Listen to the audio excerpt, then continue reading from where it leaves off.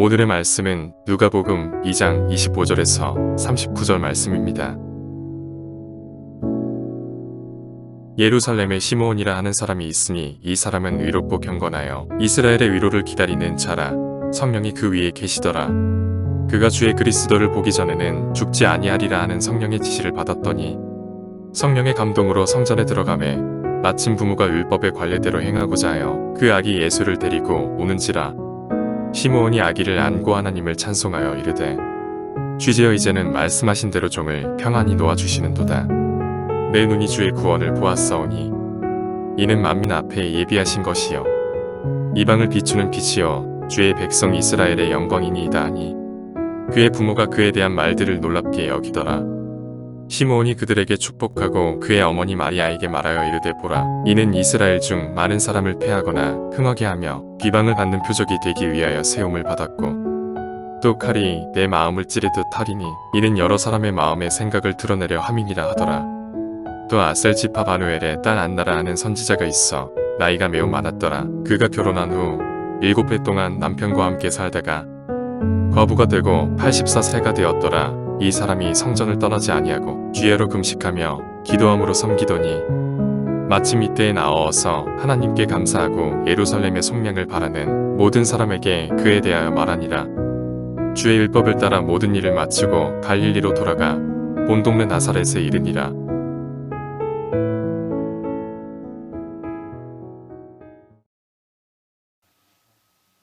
여러분, 오늘 우리가 읽은 이 본문을 너무 가치 있는 본문인 것 같고 너무 고마운 말씀인 것 같아요. 그런데 이 말씀을 우리가 이해하려면 먼저 한 구절을 먼저 보아야 합니다. 여러분, 2장 13절 14절 말씀입니다. 2장 13절 14절 말씀 같이 한번 읽어볼까요? 시작. 호련히 수많은 천군이 그 천사와 함께 하나님을 찬송하여 이르되 지극히 높은 곳에서는 하나님께 영광이요 땅에서는 하나님이 기뻐하신 사람들 중에 평화로다. 아멘. 이 말씀이 우리에게 이루어진 줄로 믿습니다. 자, 그런데 이 말씀 14절 말씀, 하늘에는 영광 땅에는 평화라고 하는 이 구호를 우리가 진실하게 믿으면서 고백을 하는지, 아니면 그냥 평생 들었던 말씀이니까 우리가 고백을 하는지는 좀 우리가 주의하여 보아야 될 것 같습니다. 여러분, 천사들이 노래합니다. 하늘에는 지극히 높은 곳에서는 하나님 영광 맞다. 영광이다, 영광. 여러분, 죄인은 우리가 예수 그리스도를 원한 적도 구한 적도 찾은 적도 없는데 우리 하나님은 사랑하는 주의 자녀들을 위하여서, 죄 지은 영혼들을 위하여서 우리 주 예수를 보내시고 이 땅에서 피 흘리시고 우리의 모든 죄와 허물 때문에 그가 고난받게 하시려고 하는 그 모든 계획, 그리고 시행, 그리고 그 완성은 오직 하나님의 손에 의하여서 이루어진 줄로 믿습니다. 그래서 이것은 하나님께 영광이 됩니다. 이 영광은 누구도 빼앗을 수 없고 누구도 침탈할 수 없고 누구도 훼손시킬 수 없는 영광입니다. 이 영광은 하나님의 것이고 성삼위 하나님께서 예정하시고 작정하신 일, 이것이 하나님의 영광이고 이것이 우리가 영원토록 고백해야 될 하나님의 영광인 줄로 믿습니다. 여러분, 저희 가정에서도 어렸을 때 강아지를 여러 차례 많이 키웠는데, 여러분, 자녀를 키운 부모 입장에서 언제가 제일 기뻤냐고 물어보면 대학 합격했을 때, 그러니까 한 20년 만에 열매를 본 거 아닙니까? 그래서 대학 합격했을 때, 그것도 큰아이가 대학 합격하면 뭔가 평생 고생한 대가를 얻는 것 같은 부모들의 심정이 있으셨죠.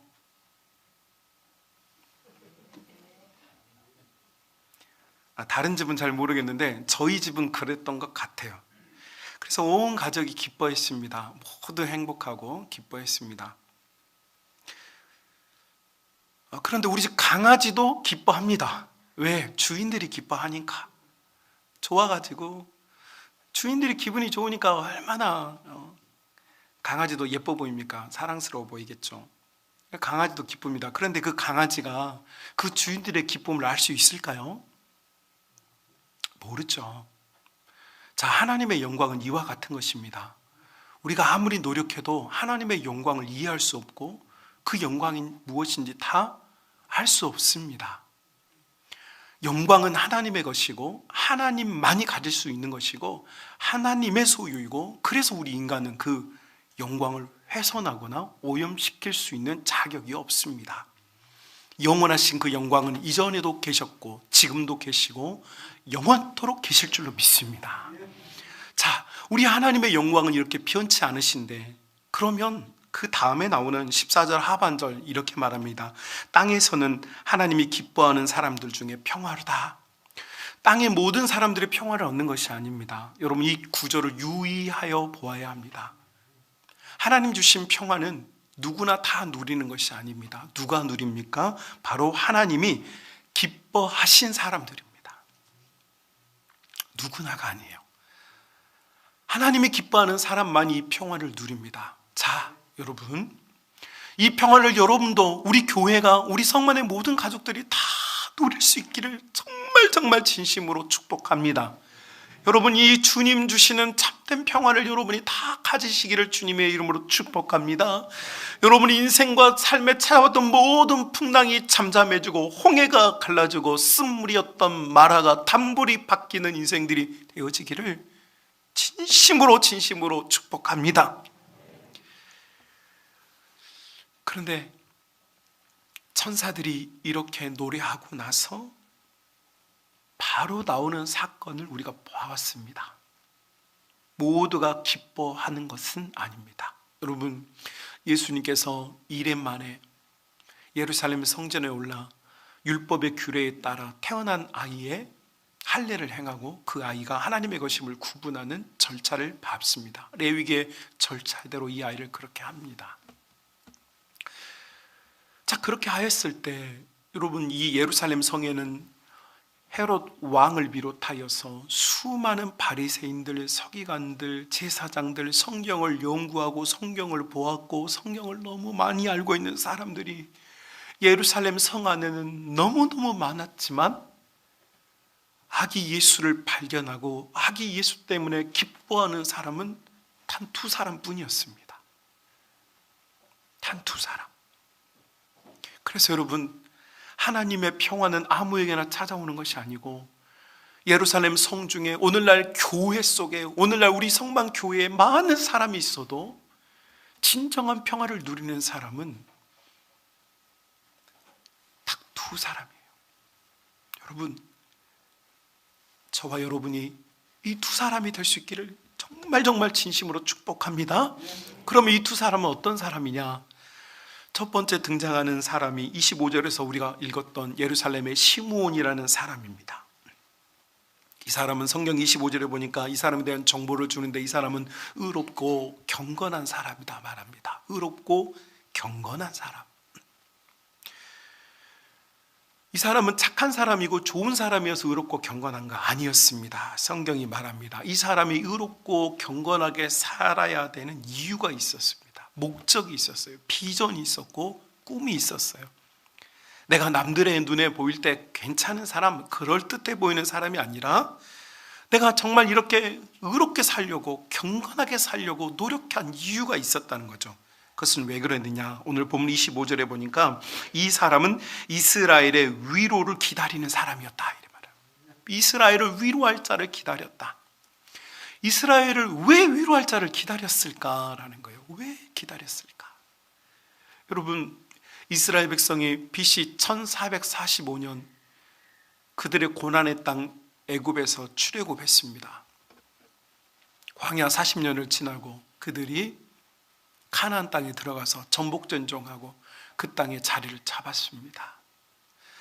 신명기서에 모세가 너희가 하나님이 어떤 분이었는지, 광야에서 우리에게 어떻게 행하셨는지, 그리고 가나안 땅에서 우리를 어떻게 인도하실지 믿고 의지하고 바라보아라고 설교를 했고, 그 설교를 기억해야만 했지만 하나님 자녀들이 잊어버렸습니다. 적과 꿀이 흐르는 그 땅에 들어갔지만 그 땅에서 우상 숭배하였고, 하나님 주신 물질, 하나님 주신 복, 하나님 주신 건강, 하나님 주신 자녀들을 가지고 그들 스스로를 위해 번성하고 번영하고 살았습니다. 많은 선지자들을 보내어 가르치려고도 했고 깨우치려고도 했고, 에레미야 같은 우는 선지자를 보내고 강력한 말씀을 선포하는 이사야를 보내고, 뽕나무 치던 아모스까지 불러서 가서 좀 말 좀 해봐라.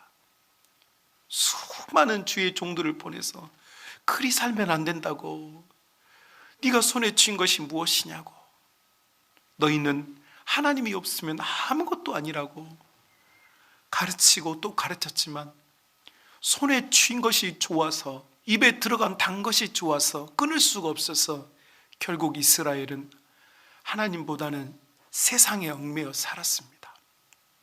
세상이 쓰고 힘들어서가 아닙니다. 세상이 달아서 그랬습니다.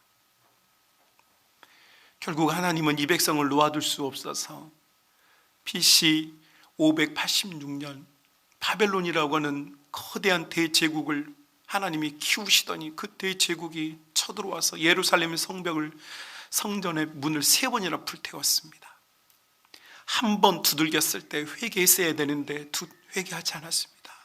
두 번째 그 성문이 불탔을 때 회개했어야 합니다. 그런데 회개하지 않았습니다. 결국 3번째 문이 불탔을 때는 그 나라가 지구에서 지워져 버렸습니다. 그리고 그 나라가 없어졌어요. 그들이 고통을 받고 70년 동안 바벨론이라고 하는 곳에 끌려가서 디아스포라 되어서 수많은 수치를 당했고 어려움을 당했고 고난을 당했고 슬픔을 당했어요. 여러분, 그런데 하나님께서 그들을 다시 70년 만에 그들의 고토였던 예루살렘으로 돌아오게 했고, 돌아왔던 하나님 자녀들은 마음속에 결심을 했어요. 어떤 결심입니까? 성전부터 짓자, 하나님 중심으로 살자. 그래서요, 스룹바벨 성전이라고는 제2성전을 그들이 어려운 중에 지었습니다. 성전을 짓고 났지만 삶은 달라지지 않았어요. 피폐했습니다. 그래서 이제 하나님께서 느헤미야를 보내서 예루살렘 성벽을 재건해요. 여러분, 이 조치들은 무엇입니까? 신앙을 재건하고 삶을 하나님이 회복시켜준 이 모든 조치들, 내가 이제 믿음으로 살겠다, 손을 들어 살겠다, 내가 이제 하나님 중심으로 살아보겠다 결심하고 그들이 결심했어요. 그런데 여러분, 이렇게 결심하고 나고 이렇게 이제 성전부터 짓자, 이런 일을 했는데도 그들의 삶에 나아짐이 없었어요. 바벨론 이후에 페르시아 외에 파사 제국이, 그 다음에는 헬라 제국이, 그 다음에는 로마 제국이 여전히 그들의 지배자였고, 그들은 자주권과 자치권이 없이 고통과 고난을 당했고 수많은 죽음들이 무차별하게 일어났어요. 그래서 그들의 마음속에는 열망이 있었어요. 어떤 열망일까요? 이 고통에서 우리를 해결할 수 있는 모세와 같은 지도자, 이 민족과 이 국가를 살려낼 수 있는 탁월하고 뛰어난 지도자, 소위 말해서 메시아라고 하는 하나님의 구원자를 우리에게 주실 것이다. 그래서 예수님도 그들 중에 한 명인 줄 알고 예수님을 왕으로 삼고자 그들이 그토록 노력하지 않았습니까? 무슨 말입니까?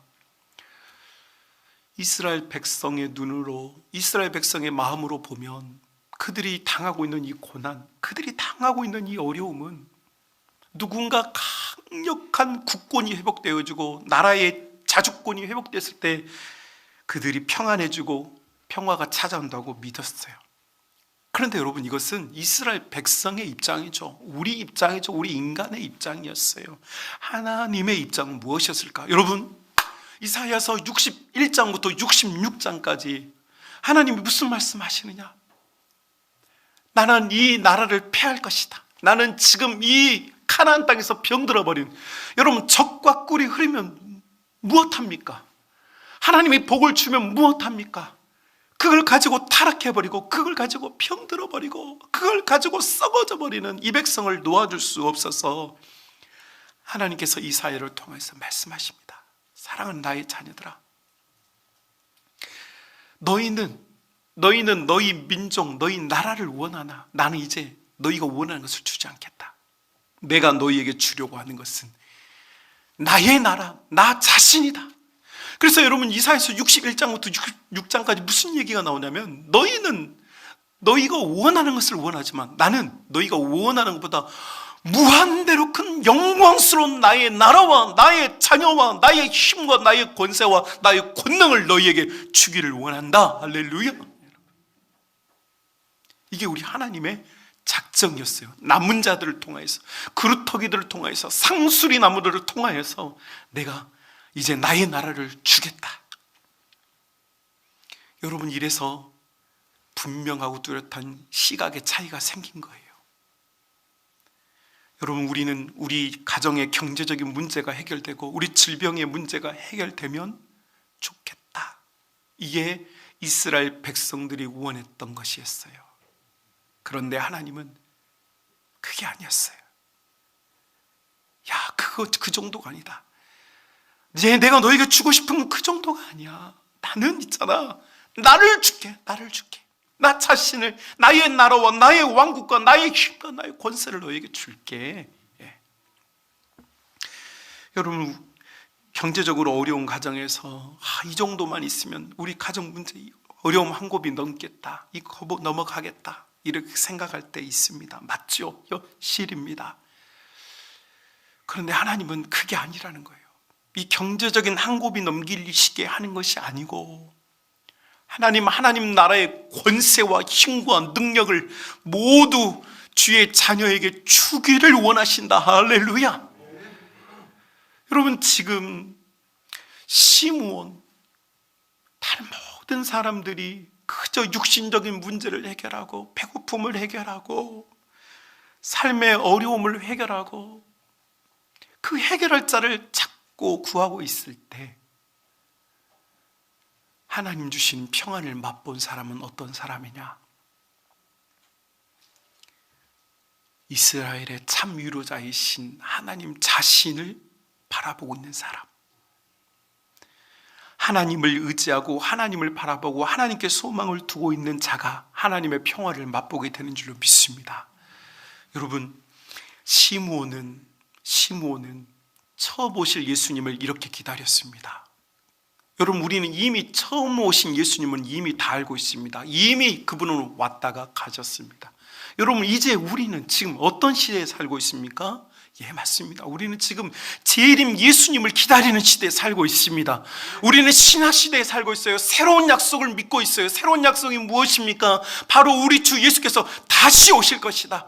동정녀에게 탄생하신 첫 성육신이 있었고 그 사건을 우리가 믿는 것처럼 이제 우리 예수님은 다시 또 분명히 심판주로서 모든 것을 총괄하시고 백보자 심판에 앉으셔서 양과 염소를 구분하시고 오른편의 선자와 왼편을 구분하시며 영원히 하나님과 거할 자와 하나님에게서 멀어질 자들을 판단하신 주로서 우리 예수님이 오실 것이다. 여러분, 교회는 그것을 믿고 있습니다. 그렇다면 우리가 지금 시므온과 같은 입장입니까?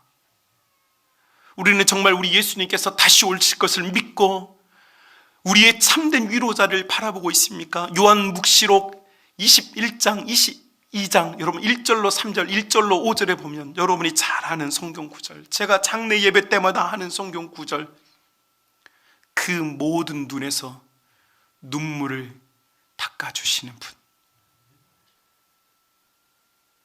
여러분, 우리 눈에서 눈물을 닦아주는 분, 위로자. 시므온은 그 위로자를 처음 기다려서 만났던 사람이고, 여러분, 이제 우리가 또 다른 시므온이 되어서 우리의 눈에서 흐를 눈물을 닦아주는 그 위로자를 기다리는 신앙이 복된 신앙, 평화를 누리는 신앙 되는 줄로 믿습니다. 여러분, 우리 크리스마스 생각하면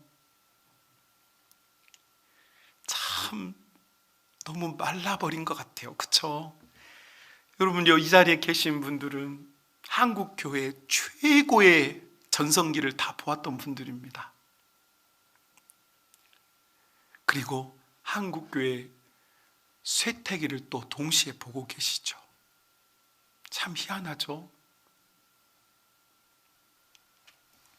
여러분, 한국 교회가 최고의 부흥기를 경험할 때 성탄절은 어떤 의미였느냐 한번 생각해 보면 추억을 소환해 보겠습니다.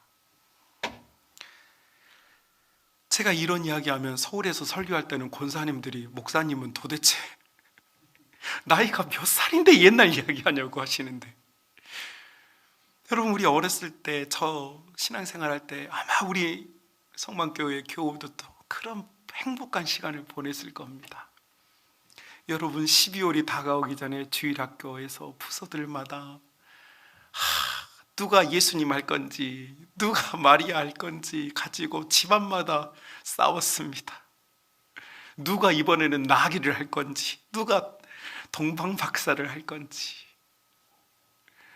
준비하는 기쁨, 기다리며 성탄절기가 찾아오면 다들 크리스마스 카드를 쓰고 자녀들은 부모님께 드릴 카드를 쓰고 부모님들은 자녀들에게 작은 것이라도 선물을 주려고 준비하고, 교회에서는 여러분 한 달 전부터 크리스마스 캐롤을 부르고 찬송을 부르고, 무엇 때문에 그렇게 행복했는지는 모르겠는데 너무너무 행복했어요.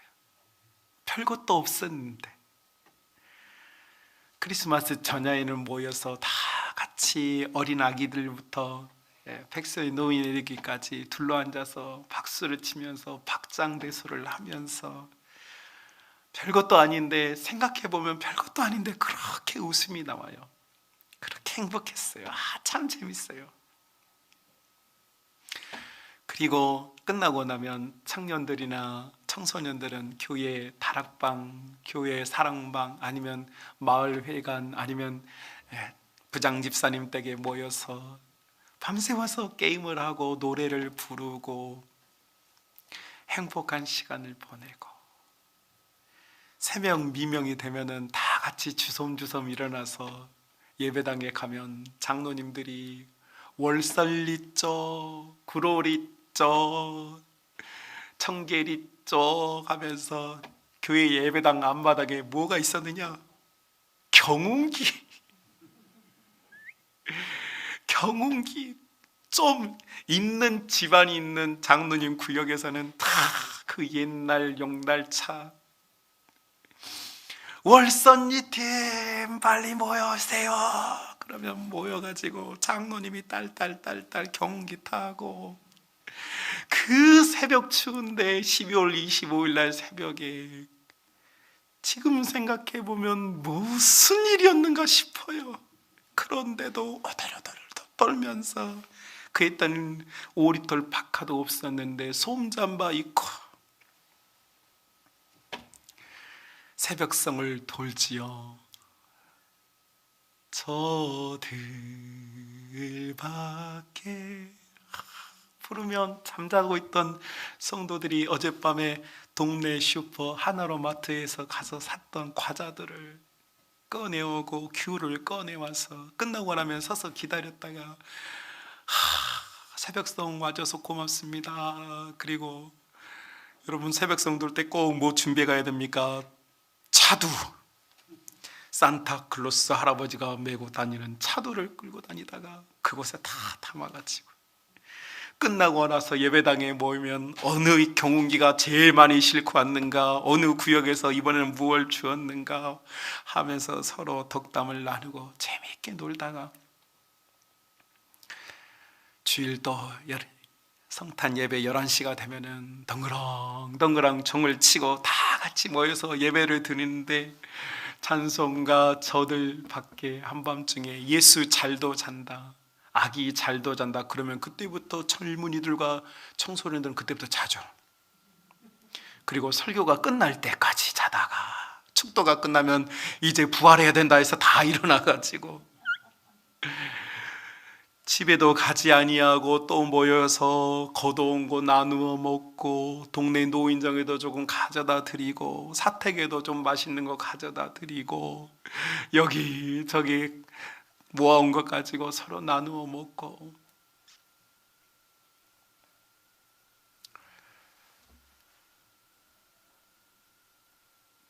너무너무 행복하지 않았습니까? 너무너무 즐거웠지요. 어떤 분들이 그러더라고요.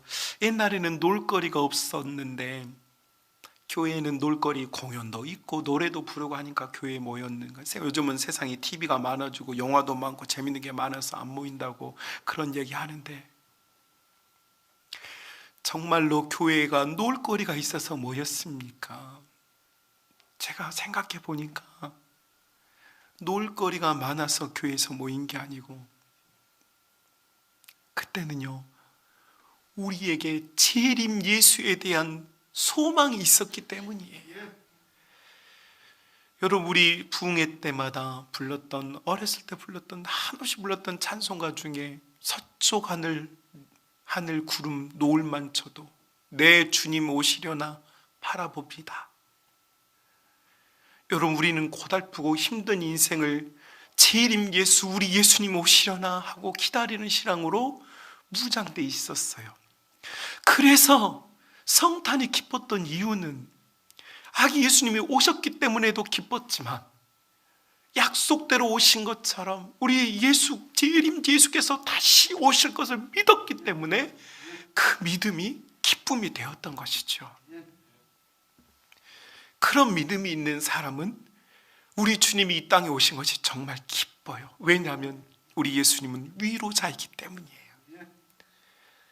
여러분, 우리가 오늘날 코로나 때문에 성탄이 기쁘지 않은 게 아닙니다. 생각해보면 작년, 5년 전, 10년 전부터 우리는 성탄이 기쁘지가 않았어요.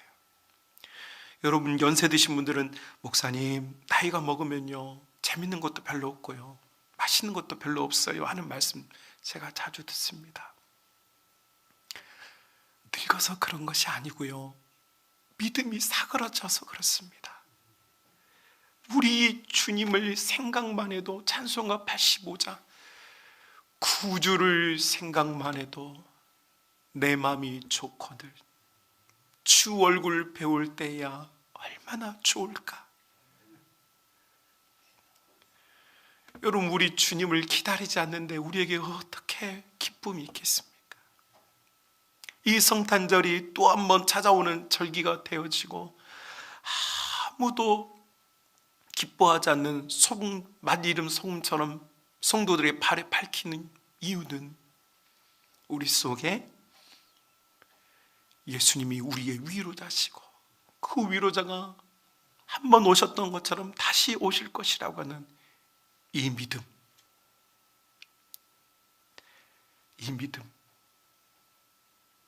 다시 굳세져야 될 줄로 믿습니다. 다시 살아나야 합니다. 여러분, 세상의 즐거운 노래와 가락으로 성탄절을 아무리 꾸며도 의미가 없습니다. 돌이켜 우리 아이들의 웃음소리, 성도들의 그 세련되지 않은 그 율동 가지고도 우리 그렇게 칼칼칼칼 웃었던 이유는 우리의 마음속에 예수님을 기다리는, 이미 오셨던 예수님, 성육신 하셨던 예수님이 올라가신과 같이 다시 오실 것이라고 믿는 믿음이 있었기 때문에 여러분, 우리가 그렇게 행복했던 것입니다. 우리는 우리 속에 잠들어 버린 이 재림 예수에 대한 마라나타 신앙이 다시 살아나고, 여러분, 우리 주님 다시 기다리면서 우리의 믿음의 근원과 뿌리를 다시 세울 수 있는 복된 믿음의 가족들 되어야 될 줄로 믿습니다. 여러분, 성경이 말하는 두 번째 사람이 등장합니다. 오늘 본문 36절 같이 읽읍시다. 시작. 또 아셀지파 바누엘의 딸 안나라는 선지자가 있어 나이가 매우 많았더라. 그가 결혼한 후 7해 동안 남편과 함께 살다가 과부가 되고 84세가 되었더라. 아멘. 자, 이제 예수님을 맞이한 그 수많은 예루살렘 백성 중에, 사람들 중에, 한국교회 교인들 중에 예수님 때문에 기뻐하는 사람이 딱 2명인데, 다른 종류의 한 사람이 바로 오늘 본문에 등장하고 있는 36절에 등장하는 안나라고 하는 여성입니다. 이 안나라고 하는 여성에 대한 정보를 주고 있는데, 그녀는 불행한 과거를 가졌습니다. 남편과 결혼하였고 7년을 살다가 84세가 될 때까지 혼자 지내야 했습니다. 대략 계산해 보니까 약 60년 정도 되더라고요. 여러분, 우리는 이 시대에도 홀로 된 여성이 사는 게 그렇게 만만치 않다는 것을 아주 잘 압니다. 그런데 2000년 전 고대근동 사회에서 홀로 된 여성이라고 하는 것은, 그리고 그녀의 자녀들에 대한 이야기가 언급되지 않고 있는 것은, 그녀가 홀로 남겨진 망망대해에 떠있는 외로운 돛담배 하나 같은 인생이었다는 것을 우리에게 보여줍니다. 그녀는 외롭고 슬프고 답답하고, 그 남편이 죽은 것이 자기의 탓은 아니지 않습니까? 자기에게 일어난 일이 얼마나 억울합니까? 누구도 도와주실 수 없고 자녀도 없고 혼자 그 긴 시간들을 견뎌내고 살기 위해서 얼마나 외로웠겠습니까? 그런데 그녀가 이 불행한 과거를 가졌는데, 흥미로운 점을 37절에서 이야기합니다. 그는 이런 불행한 과거를 가졌고 불행한 인생을 가졌지만, 이 37절, 이 사람은 성전을 떠나지 아니하고 주야로 금식하던 사람이다, 이렇게 되어 있습니다. 주야로 금식하며 기도하던 사람이다. 여러분, 이 안나라고 하는 여성은 자기 인생이 너무 피곤하고 힘들고 지쳤어요. 너무 괴로웠어요. 그런데 이 지치고 괴롭고 피곤한 인생을 헤쳐나올 수 있는 유일한 근원, 유일한 힘이 있었는데, 그것이 무엇이냐? 37절에 보니까 성전을 떠나지 아니하였다, 이렇게 말합니다. 성전을 떠나지 아니하였다. 37절 자막을 좀 띄워주시겠습니까? 성전을 떠나지 아니하였다. 여러분, 이 여성은 레위 지파 사람이 아닙니다. 이 사람은 레위인이 아닙니다. 이 사람은 제사장이 아닙니다. 그런데 성전을 떠나지 아니하였다라는 말은 무엇일까요? 36절 보면 이 여성은 아셀 지파 사람으로 표기가 되어 있습니다. 그녀는 물리적으로 성전에 머무를 수 없는 사람입니다. 그런데 왜 성전을 떠나지 아니하였다고 했을까요? 그녀의 인생이 고달프고 피곤하고 비참한 인생이었지만 성전 중심의 인생이었다고 말하는 거죠. 항상 성전 중심의 인생이었다. 그러면 이 성전 중심이었는데, 이 성전 중심의 인생은 도대체 무엇하는 인생이냐? 오늘 본문에서 37절에서 말하죠. 그녀는 주야로 금식하며 무엇하였다고요? 기도하는 인생이었다. 기도하는 인생. 그녀는 자신의 인생이 너무 고달프고 힘들고 답답했지만 성전에서 기도하는 인생. 내 집은 만민이 기도하는 집이다. 여러분, 이 안나는 하나님을 보았어요. 하나님을 보았는데 하나님이 뭐라고 그러냐면, 사랑하는 내 딸아, 네가 힘을 얻고 살 수 있는 유일한 길은 다른 데 있지 않다. 손을 내밀어 나의 손을 붙잡는 것 뿐이다. 그래서 그녀는 성전 중심의 인생을 살았어요. 기도하는 인생을 살았어요. 자, 그러면 성전에 와서 기도하는 인생, 성전 중심, 기도 중심의 인생을 사는 이 여성을 성경이 무엇라고 평가하느냐, 이게 중요해요. 여러분, 나는 열심히 했는데 우리 주님이 나를 어떻게 평가하느냐, 이게 중요하잖아요. 그죠? 난 열심히 했는데, 난 노력했는데 우리 주님이 너는 악하고 게으른 종이라고 하면, 그건 악하고 게으른 거예요. 나는 그냥 슬슬 그냥 재밌게 그냥 했는데 주님이 착하고 충성된 종이다 그러면 착하고 충성된 종이에요. 그래서요, 주님의 판단이 중요해요. 주님이 나를 어떻게 보느냐가 중요해요. 그런데 주님께서 이 여성을 뭐라고 보냐면, 이 여성을 뭐라고 말합니까? 여러분, 마지막 37절 하반절, 주야로 금식하며 기도함으로 뭐 했다고 말합니까? 이 여성이 섬겼다고 말합니다. 자, 여러분, 이게 중요합니다. 하나님께서 이 안나라고 하는 여성을 볼 때 뭐라고 말하냐면, 그녀는 섬겼다. 37절에 목적어가 하나 나옵니다. 여러분, 우리 한국어에서요, 을이나 를, 뭐뭐를, 무엇을이 붙으면 그게 목적어입니다. 37절에 목적어 하나 나와요. 이 사람이 무엇을? 성전을. 그러니까 여러분, 이 안나라고 하는 여성이 한 게 뭐냐면, 하나님 눈에 하나님께서 이 여성을 평가해요. 뭐라고 평가냐면, 이 여성은 성전을 섬겼다. 자, 여러분, 성전을 섬겼는데 그녀는 제사장도 아니요, 그녀는 레위 사람도 아니요, 성전에서 동물을 잡고 성전에서 청소를 하고 성전에서 성기물을 닦고, 아니에요. 그 얘기가 아니에요. 성전을 섬겼다는 말이 무엇입니까? 그녀는 기도로 하나님 나라를 떠받쳤다는 얘기입니다. 여러분, 금식하는 이 여성이, 기도하는 이 여성이 주님 눈에는 어떻게 보였냐면, 안나는 하나님 나라를 섬기는 여성. 그녀의 인생이 고달프고 힘들었지만 남들이 보기에 반짝거리고 번쩍거리는 제사장과 같은 레위 사람들과 같은 사람들이 누가 봐도 저 사람은 성전에서 봉사하는 사람이야, 이렇게 말하는 사람 아니었어요. 안나는 누가 봐도 비참한 삶을 살았어요. 누가 봐도 괴로운 인생이었어요. 그런데 주님은 그녀는 나를 섬겼다고 말해요. 왜입니까? 하나님의 나라는요,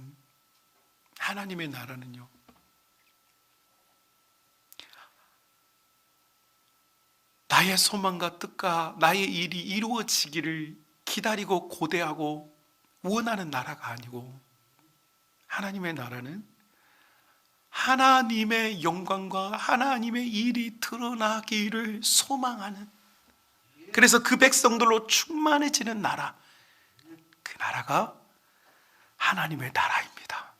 이것이 천국입니다. 여러분, 그래서 안나가 했던 성전을 떠나지 아니하고 기도로 그녀가 섬겼던 것, 우리 하나님은 그녀의 마음속에 기쁨과 참된 평화를 주십니다. 사랑하는 우리 성만 가족 여러분,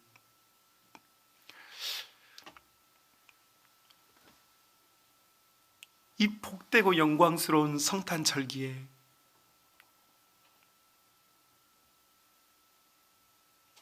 우리 주님이 무엇을 원하시고 계실까요? 교회들에게 우리 주님은 무엇을 바라고 계실까요? 성도들에게 우리 주님은 무엇을 기대하고 계실까요?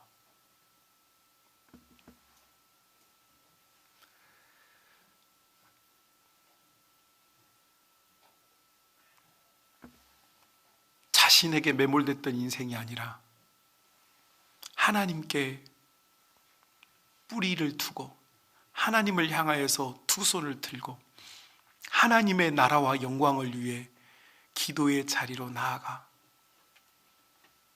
다시 오실 메시아를 기대하는 신앙, 교회, 성도, 그렇게 될 수만 있다면 얼마나 행복할까요? 여러분, 우리의 행복은, 우리의 그 박장대소하는 웃음은요, 좋은 일이 생겨서가 아니라 예수님이 충만해지면 작은 일에도 웃음이 나오고요, 예수님이 충만해지면 어려운 일도요, 주님 도와주세요, 이기길 원합니다, 이겨낼 수 있습니다, 주여 도와주옵소서. 악하고 더러운 영들이 여러분을 괴롭힐 때도요, 내게서 떠나가라, 나는 주의 성령의 전이다, 나는 하나님의 집이다, 나는 기도하는 사람이다, 나의 생에서, 나의 가정에서, 우리 가정에서, 내 자녀들에게서 불신과 더러움과 악함과 실망과 찾아라, 떠나가라, 선언하고 선포하는 힘, 우리 속에 예수님이 충만해지면 되는 것입니다. 사랑하는 우리 성만 가족 여러분, 우리는 지금 예수님을 잃어버렸기 때문에 기쁨을 잃어버린 것입니다. 다른 것이 아닙니다. 여러분의 통장에 돈이 없어서가 아닙니다. 여러분이 건강하지 않아서가 아닙니다. 목회자가 비참해지는 것, 교회가 비참해지는 것, 성도가 비참해지는 것은 예수를 놓치면 비참해지는 것입니다. 온 세상에 예수님, 온 세상이 구약 성경을 말하고 있는 사람들로 가득 찬 예루살렘에서 단 두 사람만이 예수님을 알아보았습니다. 여러분, 우리 재림 예수님 오실 것인데, 그분은 약속대로 분명히 오실 것인데, 예수님을 맞이할 준비 되셨습니까? 예수님을 맞이할 준비 되셨습니까? 거룩한 세마포 옷을 입고 세상에 물들어 버린 세상의 옷이 아니라 우리 어린 양을 맞이할 신부로서 우리 주 예수 그리스도를 맞이할 참된 심령과 정직한 영혼으로 예수님으로 가득 찬 심령으로 그날을 고대해야 될 줄로 믿습니다. 사랑하는 성만 가족 여러분, 이 성탄절기에 우리 속에 다시 한번 예수님으로 충만케 하고 다시 한번 기도의 자리에서 다시 한번 시므온과 같이 위로자를 기다리는 심령으로 우리 주 예수를 바라보고 앙망하는 우리 성만의 교우들이 다 될 수 있기를 주님의 이름으로 축복합니다.